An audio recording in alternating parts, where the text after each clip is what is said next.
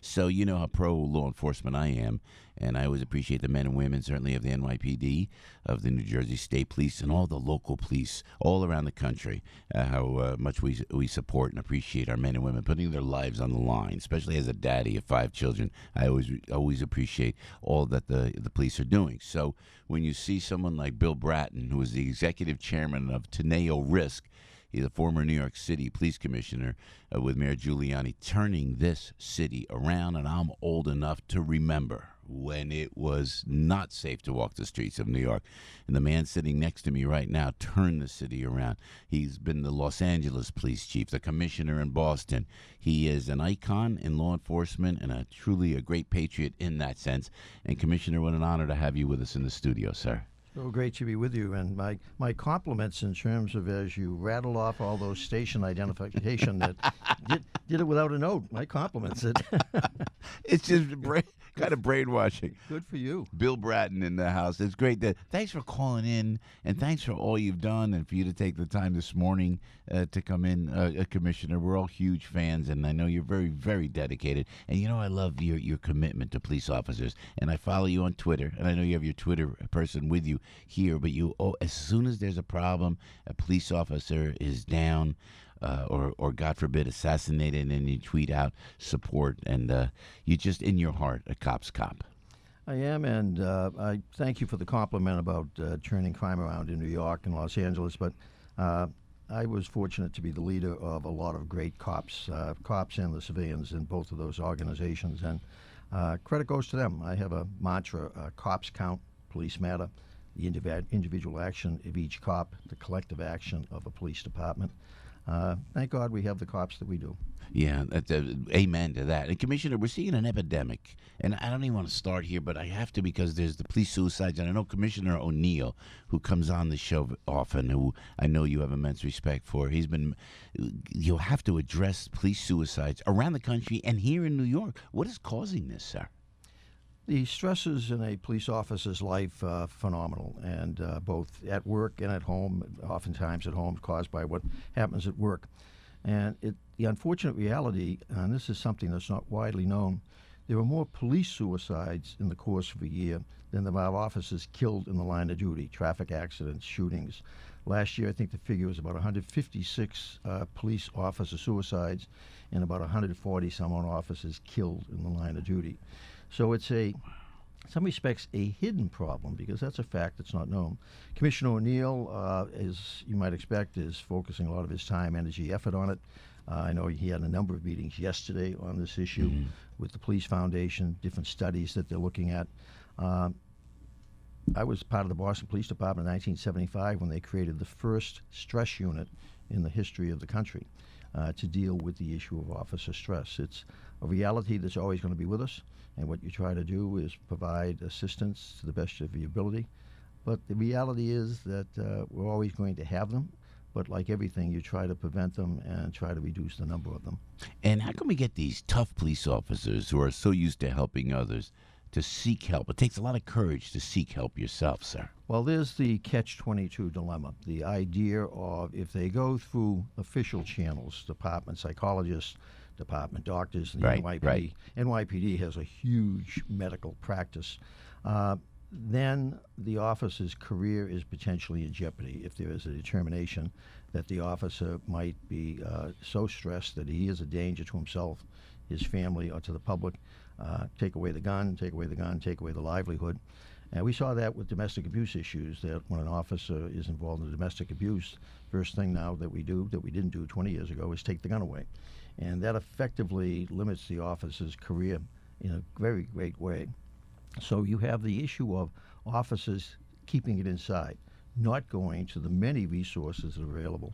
So the usual outcome now is many departments have off-site, off the books, if you will, opportunities for officers to seek counseling, seek guidance, and they've encouraged to take advantage of those in those agencies where they exist. But the reality of policing today is that it is much more stressful than at any time during my 50 years in the business. Is that politics, do you think, or is because the one question I had, Commissioner, is always, and I can't understand it. You go on a domestic violence call now, and you're a cop. You get that 911, which comes out of a stressed area of the inner cities like NYPD. You got to go. You got to wear almost a flak jacket to go in. These people are getting assaulted. Well, think of that, Joe, in the sense that when I began as a young cop in Boston in 1970, I went out into the street with a 6-shot revolver, 6 spare rounds, no radio, a call box key if I needed to request assistance, a ticket book, and a 12-inch club, and I was on the streets after about 7 weeks of training. An officer today in New York City, when he goes out in the street, has a custom-fitted bulletproof vest. He has a 9mm, 40mm sidearm, a couple of spare clips. He's carrying about 50 spare rounds with him. He now has pepper spray. He has incredibly complex radios, smartphones that they all carry. He has a body camera he's wearing. He has the devices to help if he's dealing with opioid overdoses. He has a trauma kit in the event that he or somebody else is injured. We set them up psychologically that you're going toward potential danger, unknown circumstances. So even before they get out in the street, just getting dressed to go to work, the stress factor. Yeah. It's unbelievable. And then I got to ask you about how frustrated you get seeing Washington fail to act on this 9/11 Victims Compensation Fund, which has affected so many police officers. One cop was driving me around, and I said to him, and I said this to you listening many, many times, I said, how you doing? He was at 9/11. He tells me, I'm on 26 medications, Joe. So, I mean, it must be frustrating for you, being the cop that you are, to see them not step up. It is. The Jon Stewart appearance last week highlighted the frustration. Yes, sir. And he was magnificent. That the frustration is that Congress, year after year, requires these people to go beg for something they shouldn't have to beg for. It should be given every year or given in perpetuity. That the reality is, and it's now known, the reality is that people are going to continue to die from their time on the pile, from their time down at the World Trade Center site. And I tweeted on this last week, and Jon Stewart spoke to it eloquently. Congress, which on a good day is a crazy place. Unfortunately, there's not many good days when Congress focuses on this issue. They really have to be kicked in the butt to get anything done, and that shouldn't be the case. Part of the issue is that so many in Congress today were probably 15, 20 years old back on 9/11. They have no remembrance of it, if you will, so it's not part of their world any longer. But it's a continuing frustration, particularly here in New York, where just literally there are thousands of potential victims walking around who will eventually die of cancer from that event. Bill Bratton with us. What a great observation. A lot of those folks in the House of Representatives and in the Senate now, and politicians that were so young then that they don't feel what we felt. Look where we're walking now, Commissioner. Mm-hmm. Down there, you remember all too well. We have a commissioner. We talked about Commissioner Ray Kelly and Bernie Kerik and everybody around that time, and the ash on the street. I mean, how could, and to your point, maybe they should educate the politicians before they even go down there. Say, maybe they should study some United States history and look into 9/11 a little more seriously, sir. There's an expression that I think you're familiar with, that those who don't know their history are doomed to repeat it. Yeah. My history in policing is over a 50-year span, so longer than most people looking at the issues today. And it's also, I've always loved history, so I go back even further to the extent that Sir Robert Peel in 1829 is my personal hero in policing. So my span of history that I'm aware of in terms of the good times and the bad times for police covers that period of time. But most people focused on today. They have no remembrance of the past. And I think that's the case with Congress today. They spend most of their time looking forward. And what are they looking forward to? How do I get reelected? So in terms of learning from the past, it's just not happening, unfortunately. We see that in the whole criminal justice system, which is in an incredible churning period right now. And we're not in a good time at the moment, unfortunately, with that churning. Yeah. You know what, Commissioner? The legalization of recreational marijuana. Now, as a parent, I'm against it. In Jersey, they're pushing it like crazy. In New York, they're pushing. How is a cop supposed to deal with that when you're driving? Is there a test? I've asked this 1,000 times, never could get an answer. And as a person who is so pro law enforcement, as you dedicated your whole life to it, is it a good thing to legalize recreational marijuana? I don't believe it is a good thing. That the reality is it's going to happen. I see legislative body up in Albany is now rushing in the dead of night to try and pass it in the last couple of days of the legislative session, which is indicative of how it's being done around the country. That is really happening with too much speed without enough understanding of the potential results. One of the results will be a lot more people driving under the influence of marijuana. Right now, we don't have field testing capabilities like we do for alcohol. For officers, if they suspect somebody of driving impaired, how do you basically prove it? We also don't know truly the impact of marijuana's impact on the longer term. It is addictive. It is not going to kill you in the way that an opioid or heroin or cocaine might, but it is addictive. It is impactful. Do you want the guy that's walking on the 35th floor of a building under construction during his lunch hour to be going down and taking a couple of tokes that you don't want him out in the local bar, and you damn sure don't want him smoking marijuana? I have long been an opponent of marijuana. I'm not opposed to medical marijuana, appropriately regulated, but I really do believe, and based on my experience in policing, it's a gateway drug. During my most recent 3 years as police commissioner in New York, murders, shootings involving drugs almost invariably were around marijuana, more so than any other drug. And we're the drug capital of America in many respects as far as the mainstream drugs, as far as supplying them and distributing them. But marijuana there's something about it that it has violence associated with it.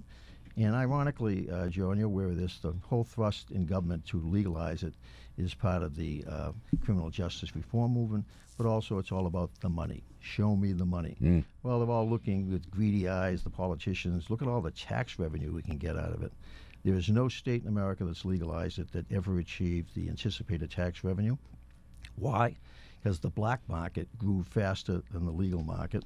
And who controls the black market? It's not government, it's the criminals. And who has to deal with the criminals? The police.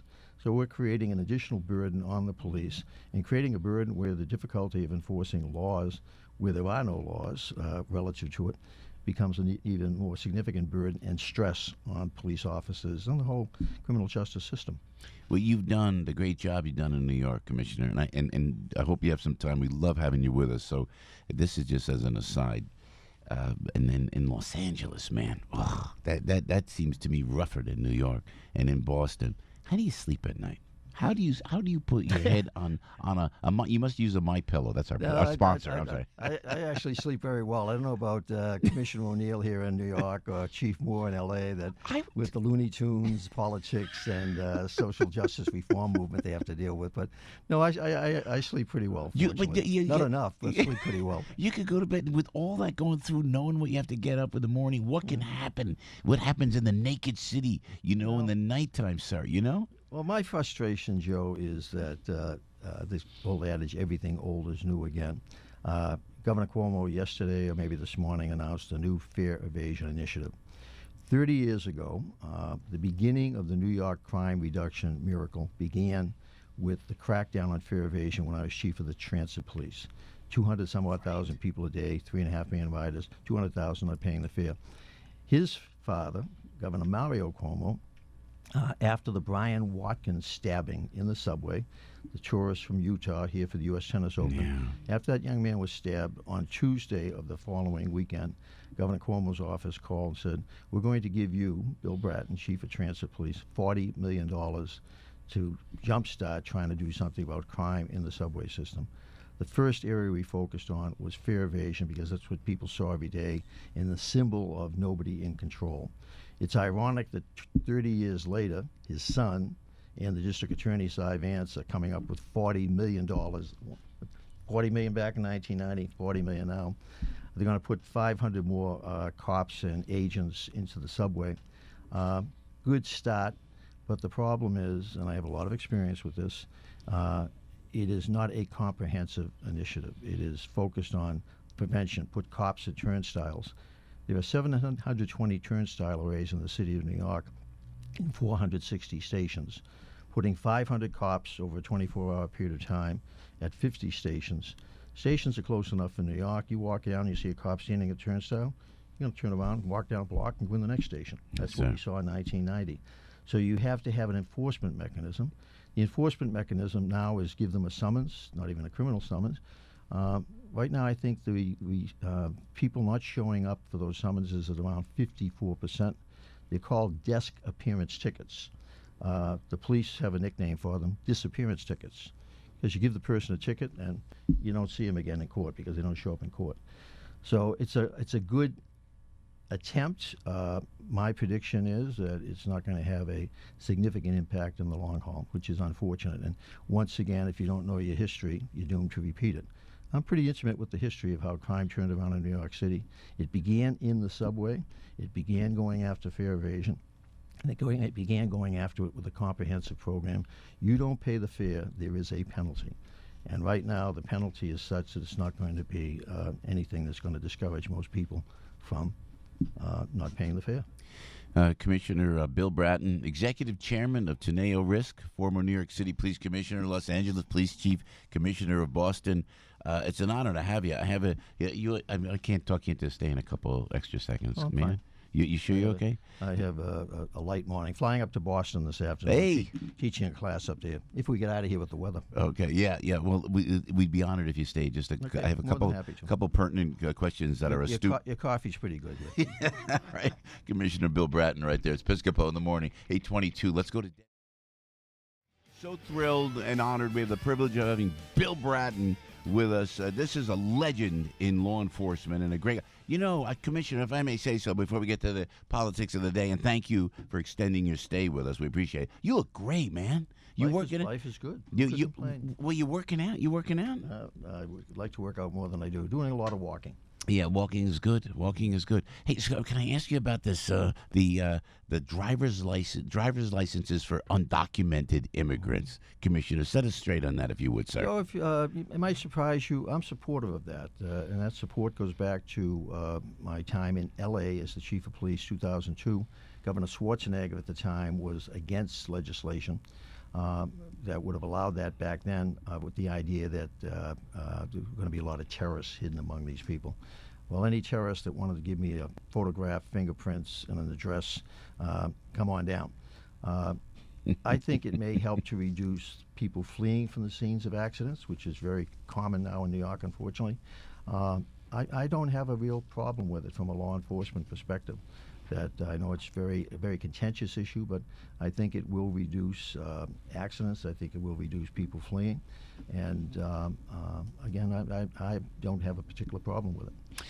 Yeah, I thought the same thing, and people are against it because at least they're registered. The polling shows majority against it, but I think it'll be beneficial over time. All right, and Commissioner, Homeland Security Secretary in the future for you? Do you think some politician? No, in terms of no public sector positions for me. I'm the vice chair of a committee that advises the Homeland Security Secretary with Judge Bill Webster, the former head of the CIA, FBI. Yes, sir. So that's about as close as I want to get to public life. What about this Queens DA race? What are your feelings about that, sir? I think the Queens DA's race is an exemplar of so much of the problem in our criminal justice system at the moment, the so-called criminal justice reform movement that I think is going too far to the left, to use that term. Understandably, we want to correct some of the excesses of the 90s, that too many people did go to jail when we could have done alternative types of treatment for drug addicts, etc. There's no doubt about that, but I think in an effort to try and correct it, I think there are many on the left who are attempting to go too far. And in the Queens DA race, you have a perfect example of that. There's 5 candidates, I think, and one of the candidates, Tiffany Caban, I think she's being backed by the Congresswoman AOC, the nickname AOC. She is really what I'm talking about in terms of how far to the left some of these people are going and the danger they pose. She has a theory called around the restorative justice model about aimed at reducing or avoiding prison time. Caban told New York Magazine with candor and clarity that she would reject prison time for violent offenders for any violent crime, will not exclude any crime for consideration for restorative justice and alternatives to incarceration. Nice to try and keep people out of jail, but if somebody's shooting you on the street, raping you in your apartment, assaulting you in the subway, I think a lot of people would want those people to go to jail. But if you have a prosecutor who thinks of their role as being the public defender rather than the public prosecutor, God help us. The majority of people in state prison, I'm sorry, deserve to be there, need to be there. They are violent offenders. That is the reality in New York State, and even though we've reduced the jail population significantly, might be able to be reduced even more, there are bad people in our midst, and we have to basically do something about them. And I'm all for discussion. I'm all for the idea of trying to find common ground. But some of these people don't want common ground. They're going to take us off the cliff. So broken windows, you got to get, even if people are marginal and start to go against anything that seems to be civil in law and order on the streets of New York, you came up with the broken windows, you embrace that, and that really does work, in your opinion. It all begins, broken windows, quality of life. Fair evasion is the prime example of that, because that's where it all began in this city, 1990. That simple, back then, $1.15 theft of fare. Now it's, what, $2.75 theft of fare. You see what happens if people look around and see that other people are not paying the fare and nothing's happening. Well, why should I pay the fare? So the problem expands. Or if the methods you're using to stop the problem are not effective, and that's my concern now, because there almost is no punishment, even if you get caught. We need to find a better balance. My concern, under the restorative justice initiatives that are out there, we're moving much, much too far to the left, to use that terminology. We need to stay in the middle. In the 90s, did we go too far to the right? We did, but you remember, Joe, what the city was like in 1990, 91, 2,200 murders in the city? This place was a mess, and it has the potential to become a mess once again, particularly if we have prosecutors who refuse to act like prosecutors and instead become basically another form of public defender. Commissioner, great to have you with us, sir. Well, you're always welcome here anytime. Please tell us about Teneo Risk. You're the executive chairman of Teneo Risk. What is that exactly? Teneo Risk is a private firm that supports CEOs in the private sector. Any need a CEO might have, we're able to provide. My division assists on issues of cyber theft, workplace violence, all of the things that in the public sector I was working on. It transferred very nicely into this assignment. It's a great company. It's one of the leading companies in the world in terms of what we do. I get to walk to work in most days. I'm on the subway traveling up and down to different meetings, but I live close enough to the office, and what a luxury that is with the chaos on our streets. Between now they're talking about electric scooters and electric bicycles. I've traveled around the country, and you go to these cities that have already authorized those damn scooters are lying all over the place, and the streets of New York are insane enough without now occupying them with thousands of additional scooters and electric one-wheel devices. It is, New York is quite the place, isn't it? I have to laugh thinking about the chaos that we live amidst. Now, you've been in Boston, you perform miracles in Boston, Los Angeles, but you stay in the city, man, in New York. And you're a Yankee fan, I hear. Sorry about that, Joe, in terms of, I hate to disappoint your listeners, but Red Sox fever every year comes back like malaria. There it is. You had to have something in common with Mayor de Blasio, right? Yeah, there it is. Yeah, we did have Bruins fever till last week, then that kind of subsided. Commissioner Bill Bratton, great to have you with us, sir. As always. Thank you. And you're here. Welcome here anytime. Commissioner Bill Bratton with Piscopo in the morning. 8:30.